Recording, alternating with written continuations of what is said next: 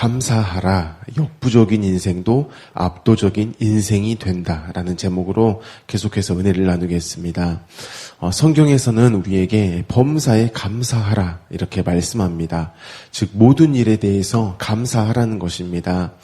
그래서 그리스도인들은 이 말씀에 순종하기 위해서요, 어떠한 상황에서든지 또한 어떠한 형편에서든지 하나님께 감사합니다라고 이렇게 고백합니다. 그래서 우리가 이제 세상 가운데에서 수많은 사람들을 만나는데 그 사람들과 대화하다 보면은 정말 작은 것에도 감사합니다. 감사합니다. 이렇게 하는 사람들을 볼 수 있습니다. 때로는 그 사람들이 그냥 볼 때 감사할 일이 아닌데도 아이고 감사합니다. 이렇게 하는 사람들을 봅니다. 그러면 저 사람 예수 믿는 사람이구나라고 이렇게 생각을 한다라는 것이죠. 그만큼 예수 믿는 사람들이 가장 많이 하는 말이 바로 감사합니다입니다. 질문을 하고 싶습니다. 여러분은 정말 범사에 감사하고 계십니까? 네, 감사합니다. 네. 이렇게 범사에 감사하십니까? 라고 이렇게 물어보면은요, 그 순간에, 이제 감사가 되어졌던 어떤 것들을 생각할 때가 있습니다. 감사거리를 찾는다라는 것이죠. 그러다가요, 내가 어떠한 감사할 것, 이것이 없으면 이제 애써서 어떤 것을 감사하다, 내가 이런 것들에 대해서 감사하고 있다, 이렇게 애써서 찾기도 하고, 심지어 애써서 만들기도 하기도 합니다. 그렇다면 왜 이처럼 애써서 감사를 찾고 만들까요? 성경이 요구하는 것이 바로 범사에 감사하라는 것이기 때문입니다. 그렇기 때문에 많은 사람들이요, 감사에 대한 접근을 할 때 성경에서 범사에 감사해라 이렇게 말했기 때문에 그 요구를 단순히 그냥 내가 이행하는 것, 감사해야지, 이것에 초점을 둔다라는 것입니다. 그런데요, 성경의 요구는 우리에게 이러한 감사를 물론 말하고 있습니다. 하지만 성경의 요구는 감사하는 것 자체, 이것이 아니라는 것이죠. 이 감사라는 명령, 하나님께서 우리에게 범사에 감사해라 라는 이 명령, 이것을 통해서 말씀하시는 것이 있다라는 것입니다. 그것이 무엇이냐면 왜 범사에 감사해야 하는지, 이것이 바로 하나님의 뜻이라는 것이죠. 그것에 하나님은 의도를 가지고 우리에게 말씀을 하고 계신다라는 것입니다. 그래서 데살로니가전서 5장 18절을 보면 범사에 감사해라 라고 명령하신 그 의도를 우리가 알 수 있습니다. 범사에 감사하라, 이것이 그리스도 예수 안에서 너희를 향하신 하나님의 뜻이니라. 이 말씀에서 알 수 있는 의도는요, 관계에 따른 삶입니다. 하나님과 하나님의 자녀된 우리가 어떠한 삶을 살아가게 되는가, 이것을 지금 이 본문이 이야기하고 있다는 것이죠. 하나님이 원래 의도한 것이 무엇이냐, 우리에게 감사라는 그 명령을 하신 의도는 무엇이냐, 하나님하고요, 그 하나님의 자녀된 우리가 어떠한 삶을 살아가게 되는가, 이것을 지금 말씀하고 있다는 것입니다. 그래서 이 5장 18절을 가지고 우리가 네 가지를 살펴보기를 원합니다. 첫 번째는 무엇이냐면 하나님과 우리의 관계입니다. 그리고 두 번째는 그 관계의 영역입니다. 그리고 세 번째는 하나님의 의지고요. 마지막으로 그에 따른 신앙 고백, 이 네 가지가 이 18절 가운데에 있습니다. 첫 번째로 하나님과 우리의 관계는요, 그리스도 예수 안에서, 그리스도 예수 안에서, 이것으로 알 수 있습니다. 그리스도 예수 안에서라는 말은 저와 여러분의 상태를 뜻합니다. 우리의 상태가요, 그리스도 예수 안에 있는 그 상태라는 것이죠. 이는 하나님께서 예수님 때문에 우리를 자녀로 인정한다, 이것을 이야기하고 있다라는 겁니다. 에베소서 1장 5절에 보면 그 기쁘신 뜻대로 우리를 예정하사 예수 그리스도로 말미암아 자기의 아들들이 되게 하셨으니라고 이야기합니다. 이것을 통해서 예수님 안에 있다, 이것은 곧 예수님 때문에 우리가 하나님의 자녀다, 하나님의 자녀로 살아간다, 이것을 뜻한다라는 것입니다. 두 번째는 그 관계의 영역입니다.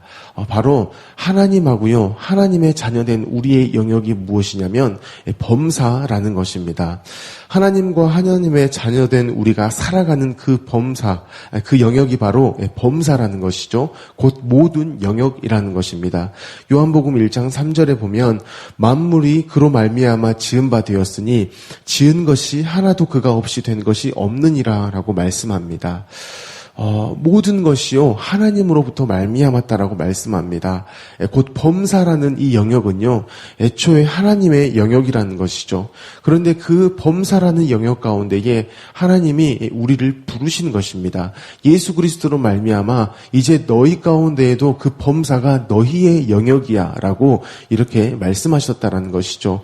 그래서 우리가 그 관계 가운데에 살아갈 영역이 범사라는 것을 지금 본문이 말씀하고 있다라는 것입니다. 세 번째로 살펴볼 것은 하나님의 의지입니다. 그것이 바로 너희를 향하신 하나님의 뜻, 이 부분이 하나님의 의지라는 것이죠. 하나님의 뜻, 우리는 성경에서 이것을 굉장히 많이 듣습니다. 그런데 하나님의 뜻이라는 것은요, 그 어떤 것도 개입할 수가 없습니다. 그렇기 때문에 타협이 안 되는 강력한 의지를 뜻합니다. 이러한 타협도 안 되어지는, 그래서 어떤 것도 애초에 개입도 못한, 하나님만이 절대적으로 이루어버리시고 마는 그 뜻이 있는데요. 그 뜻이 누구를 향하고 있냐? 바로 우리를 향하고 있다라고 이야기를 합니다.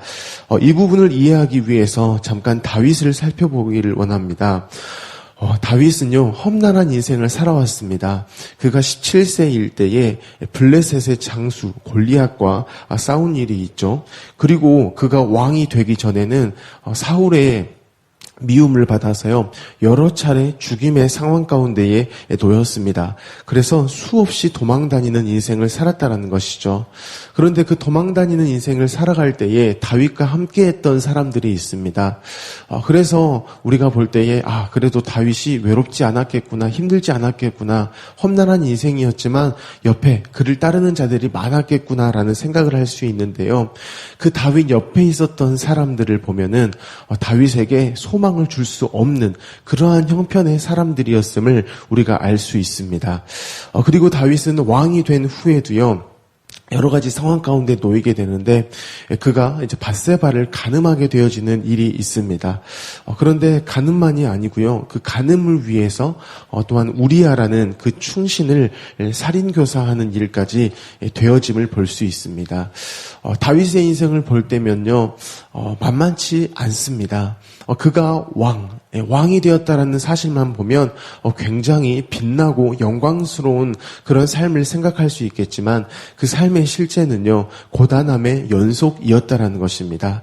그런데 놀라운 것이 무엇이냐? 이런 다윗의 인생, 고단함의 연속인 인생. 그런데 그 다윗의 고백을 들어보면은요 참 놀랍다라는 것이죠. 시편 23편 6절에 이렇게 말씀합니다. 내 평생의 선하심과 인자하심이 반드시 나를 따르리니 내가 여호와의 집에 영원히 살리로다라고 이야기합니다. 방금 이야기했던 이 고백, 다윗이 말년에 했던 고백입니다. 자신의 평생을 살아오고 난 후에 그가 맺은 결론인데요. 이 마지막 결론하고 사실 그가 살아왔던 실제의 삶, 이것 두 개만을 딱 놓고 보면은요, 그것을 연결하기가 쉽지가 않습니다. 왜냐하면 그의 인생은 이러한 고백이 나올 수 없는 정말 험난한 인생이었기 때문이라는 것이죠. 그런데 그러한 인생 가운데에 이러한 소망 넘치는 고백이 나왔다라는 것입니다. 그래서 이것 가운데에서 우리가 내릴 수 있는 답은 하나뿐입니다. 무엇이냐? 바로 하나님이 의지를 가지시고요. 계속해서 그 다윗의 삶 가운데에 일하셨다라는 것입니다. 실제로 다윗의 평생에는요, 하나님의 선하심, 하나님의 인자하심이 계속해서 따라다녔다라는 것이죠. 그래서 이 6절 가운데에 나를 따르리니, 그 하나님의 인자하심과 선하심이 나를 따르리니라고 이야기를 하는데, 여기에서 따르리니의 원어를 보면은요, 뒤따르다, 추적하다, 추격하다라는 의미를 갖습니다. 뒤따르다, 추격한다. 굉장히 적극적인 표현입니다. 마치 다윗 자체가 그것을 떨쳐버리려고 하고 그것을 나몰라라 하려고 해도 그럴 수 없을 만큼 그 하나님의 선하심과 인자하심이 나를 계속해서 따라다닌다라는 것이죠. 그래서 나를 덮쳐버린다라는 것입니다. 나를 집어삼킨다라는 것이죠. 곧 하나님의 이 의지, 그것이 곧 하나님의 선하심으로 하나님의 인자하심으로 나타나는데 그것이 다윗을 집어삼킨다라는 것입니다. 그렇기 때문에 시편 23편을 통해서 알 수 있는 것은 다윗이 그냥 이런 험난한 인생을 살았구나. 그런데 그냥 이렇게 잘 되었구나. 이러한 고백을 하는구나. 이러한 다윗의 어떠함의 기준을 두고 하는 고백. 이것도 물론 할 수 있지만 그 정도가 아닙니다. 바로 이 시편 23편을 통해서 알 수 있는 것은 하나님이 어떠하신 분인가. 이것을 우리가 알 수 있다라는 것이죠. 바로 자녀에 대해서는요. 선하심과 인자하심을 이것을 가지고 의지적으로 끊임없이 대하신다라는 것입니다. 그래서 시편 23편은 개인의 어떠한 경험과 느낌을 말하는 것이 아니라 하나님의 의지를 말하는 것입니다. 그렇게 해버리고 마시는 그 하나님의 강력한 의지를 우리가 볼 수 있다라는 것입니다. 그랬기 때문에 그러한 하나님이시기 때문에 다윗의 그러한 험난한 인생이 있었지만 그 다윗은 자기 자신을 그렇게 덮어버린 그 하나님의 의지가 있었기 때문에 말년에 이러한 놀라운 소망 넘치는 고백을 할 수 있었다라는 것이죠. 바로 그 자신의 역부적인 인생 가운데에요. 압도적인 그 하나님의 은혜가 임해가지고 이러한 인생을 살아왔고 또한 이러한 고백을 할 수 있었다라는 것입니다. 사랑하는 성도 여러분, 하나님의 의지는요, 언제나 우리를 향합니다. 그렇기 때문에 우리의 역부적인 인생도 이렇게 압도적인 인생이 된다라는 것이죠.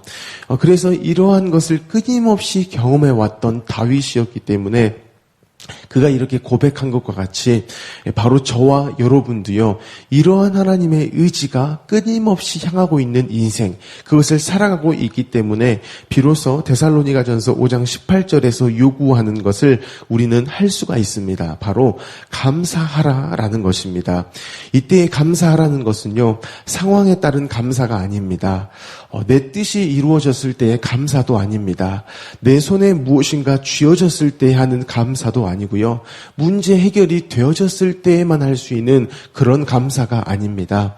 이 모든 것을 다 포함한 감사, 그것을 할 수 있다라는 것입니다.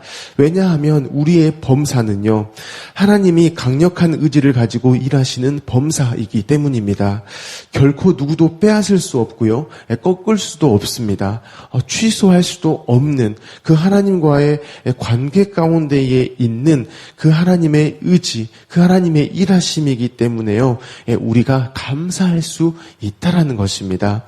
그러므로 이 데살로니가전서 5장 18절을 통해서 우리가 볼 수 있는 것은요. 감사를 해야 하는 그 필연성이고요. 또한 감사를 할 수 있는 당위성, 이것을 우리가 이 짧은 말씀을 통해서 볼 수 있다라는 것입니다. 하나님과 우리의 관계를 볼 수 있고요. 그 관계는 범사까지다. 이것을 우리가 볼 수 있고요. 그런데 하나님께서는 그 범사 가운데에 아버지 되심, 그 관계에 그 어떠함을 계속해서 의지를 가지시고 우리 가운데에 그렇게 일하시기 때문에 곧 우리에 대해서 늘 선하심과 인자하심으로 대하시기 때문에 저와 여러분이 범사에 감사할 수 있다라는 것입니다. 그러므로 이 말씀을 통해서 우리가 이 두 가지를 기억했으면 좋겠습니다.